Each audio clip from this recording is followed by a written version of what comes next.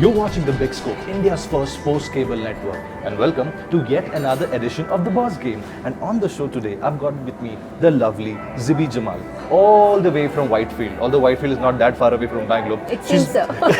So she's been in the media, she's been an activist, although she hates me when I call her an activist. No, I'm not an activist. She's done so many things, and she's got so many roles. She's a mother, she's an entrepreneur, she's got so many things.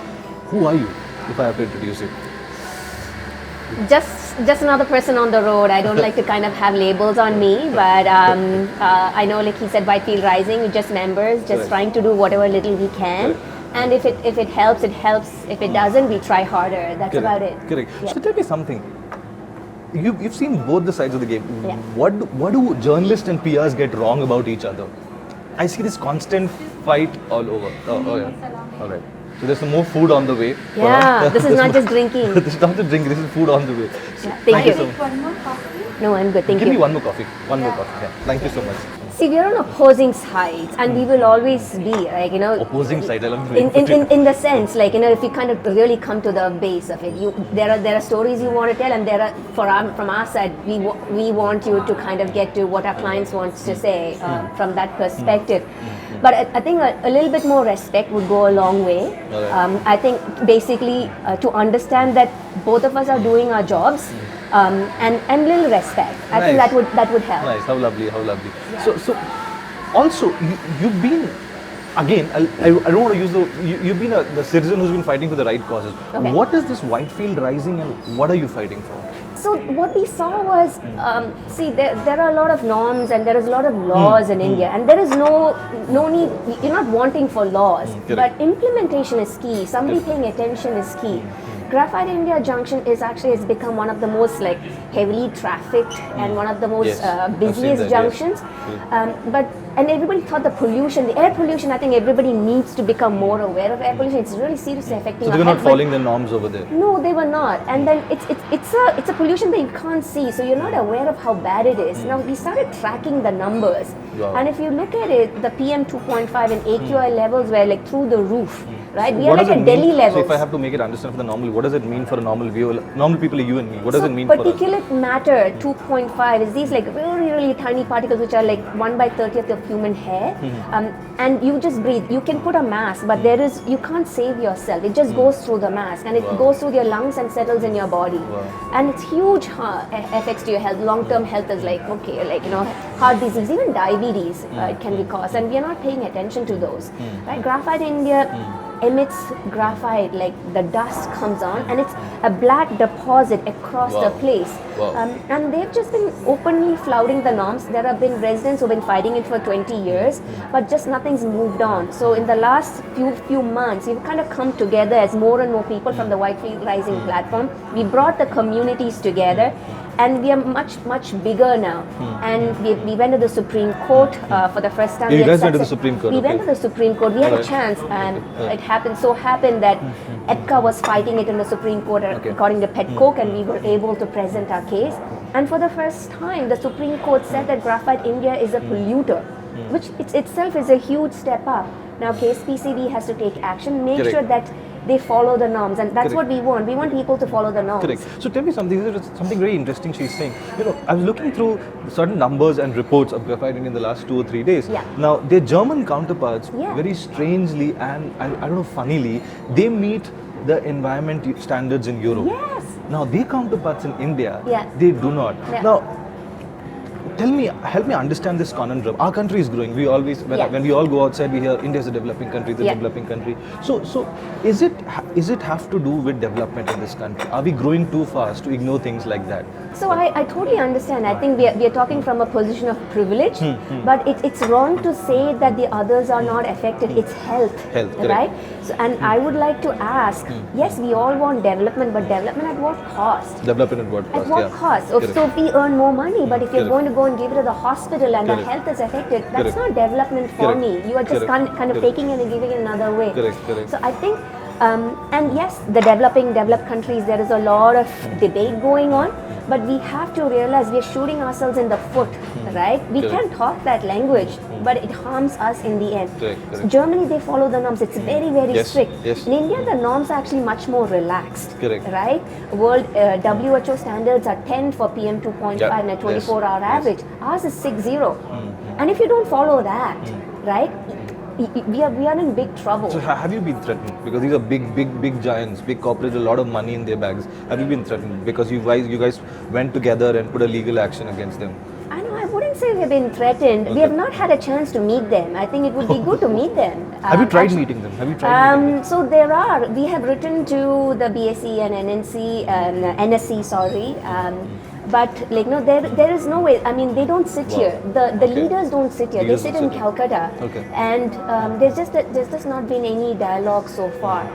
So that we met some of their spokespeople at KSPCB, Okay. but they But flatly they're still denied that they were doing it. Doing something of that. They Of course. flatly deny. Correct. And with evidence on the table, how can you be so brazen about Brazen it? about it, absolutely. Yeah. I mean, that's how things are in this Yeah, country in terms of yeah, development. So moving on. Don't kill me for asking this. So if Graphite India was a client for you in a Yeah. PR organization, how would you have handled this situation? So that always comes up, right? And over the years, I've thought about it a lot. I wouldn't take them as a client. All right. Even No, if I there's a don't lot of think so. money coming your way No, but to the like- company as a whole. But there's always an option to say I will not. Alright. So when I've been with clients, it's always been easy for me because I've not had to make those decisions. Now I think going forward, if I've had to, I wouldn't. Wow. I think That's fair. I'm quite conscious. Like That's I don't think fair. I will do a good job. That's of it. fair. Coming from an ex-PR person, that's fair. Okay. So, also, I mean, in the last 1 month or so, I was very happy in kind of the things that came out in terms under the hashtag #MeToo movement. The kind of stories, some of them were horrific, Yeah. and it had to come out. We all Yeah. knew in our own quarters that this was Yeah. happening. There's so many stories that still need to come out. Yeah. I know it, you know them. Are you glad in the way that #MeToo movement has panned out, specifically in India? Till the time online. Yeah. But what about the actual impact? Like, what about? I know some of them have been let go of, and Yeah. what about actual legal cases? Because there are actual laws Yeah. in this country that you can use. Yeah. So, are you glad in which the conversation has started or panned out, or is there a better way to take it forward also? I don't. These are not things that you can control, right? The versions of Me Too have happened before when it hit the US, and actually even before when like there are some IS officers. If you read the story where how she took on some police inspectors, police Oh, yes. officers in Oh, yes. Punjab. Yes. There are a lot of Me Too's happening, Yes. but Yes. in whatever way it's come through in India, I'm glad it happened. Let me put it that way. I'm glad it happened. Now it has to trickle down. It has to, laws need to be more stricter, the POCSO law, or those need to be followed. People need to take it more seriously, I Correct. think. But I think and it will take some time. All these things need time to kind of settle down and people to kind of become calmer about, you know what, nobody's attacking men here. Correct. Right? Correct. It feels like men are under threat, but no, it's not.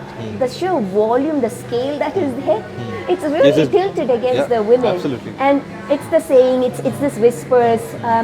But what I really like about the fact is that like the men seem to have taken notice, and it's also the awareness. Man, maybe I shouldn't say that, right? Yeah, that's very important. I shouldn't say that. There are these things happening. Tell me, what is?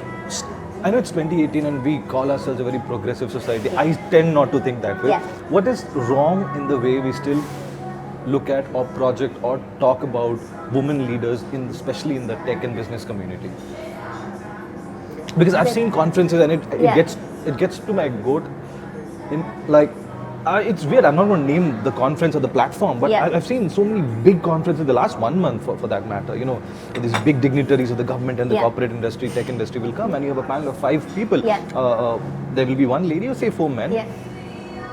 Kid you not, all the other men will be asked some hardcore business and Yeah. tech questions. When it comes to the woman, she'll be asked about fashion or Yeah. other things. That is wrong. Yeah. I think so. Why do you think, and where are we going wrong in terms of representing or putting out women leaders in the tech industry or business industry in general? It's like a tough question. I haven't really solidified my thoughts on that. It's like it's an evolving thought process in my head. But let me give you an example. So for Graphite India itself, right, let me kind of go back. We were looking at experts, like who can tell us about what is happening, like who can tell us about what's the graphitization process, who are the good lawyers. In all of that, we never got one woman's name. Although I'm sure, even among lawyers or who are the scientists or Navy, IISc, not one woman's name was put forward, and we are constantly looking, right?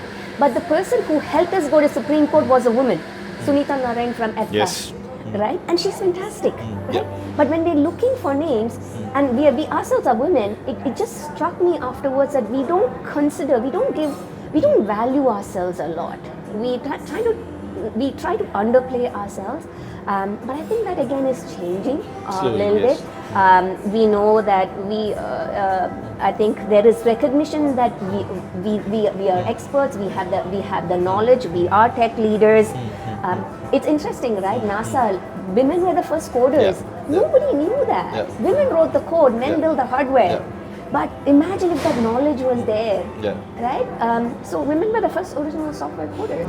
But now we think it's a man's world. But there's so much narrative. And that is how it has been made to look like, especially the programming world. It is a man. It's not. Women were the original people. But I think there is a lot of bias that happens. If it is hard to do, we kind of tend to give it to the men, and then we try to take the soft aspects of it. When I was in college, I studied in a co-ed school, but I went to a women's college. I think it was eye-opening for me because in school, take an example, we used to do Onam.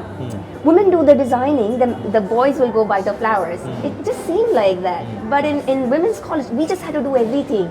I never realized it then, but the awareness is kind of seeping in now.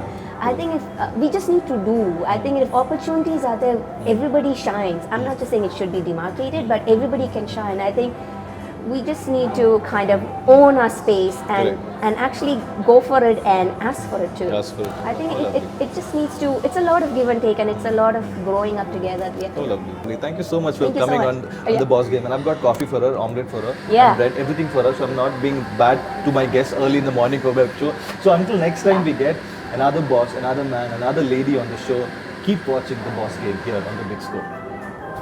I love Silkboard for different reasons, because Silkboard is the traffic signal where you can relax, go, stay there for 4-5 minutes, eat your breakfast, do stretches, do yoga, sleep, have a quick chat on WhatsApp, and then again move 300 meters after 5-6 minutes. Again relax, chill, and then in the third your turn will come.